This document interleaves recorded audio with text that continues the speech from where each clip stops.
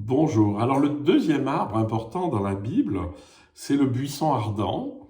C'est celui dont on parle dans le livre de l'Exode, où Moïse va garder un troupeau dans le désert, va à la montagne de Dieu, et on dit l'ange de Dieu lui apparut dans une flamme de feu au milieu d'un buisson.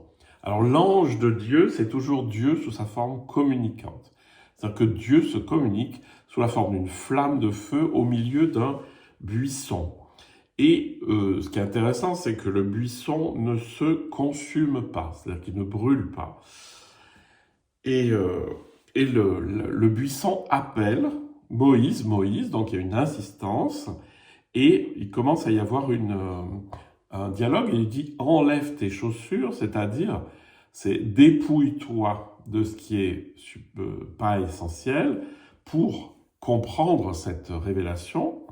Et bon, donc il y a le récit finalement de la libération, puisque le but de Moïse, enfin par l'intermédiaire de Dieu, ça sera de libérer le peuple d'Israël, et ça finit par, il lui demande son nom.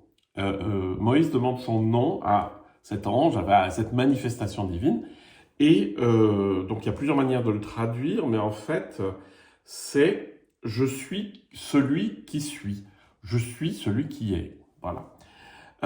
Alors, qu'est-ce qu'on peut tirer au niveau spirituel? Donc, vous vous souvenez que par l'arbre de la connaissance, on est entré dans le monde. Et ici, il y a une manifestation divine. Cette manifestation divine, il y a une flamme. Cette flamme, évidemment, fait référence à l'amour divin, c'est-à-dire au fait que cet amour, il est toujours là et il ne consume pas. C'est-à-dire que l'amour divin qu'il y a en nous, il n'a pas de limite. C'est-à-dire, il n'y a pas... si j'ai un compte en banque, je dépense et puis quand j'ai fini. Là, c'est pas pareil. L'amour qui est sur le compte en banque de notre âme, il est infini, donc vous pouvez tirer tant que vous voulez. Alors que c'est pas le cas pour les choses matérielles. Donc ça ne consume pas l'arbre.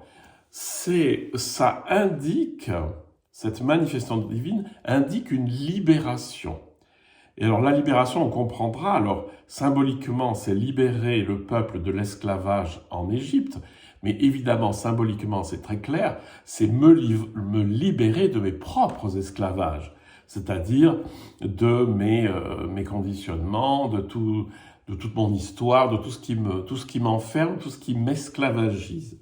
Et surtout, la prise de conscience que je suis celui qui est, je suis celui qui suis. Et donc cette prise de conscience de la présence divine en moi. Donc ça, c'est le deuxième arbre, c'est l'arbre de la manifestation divine à l'intérieur de l'incarnation. Le premier arbre, on tombe dans l'incarnation.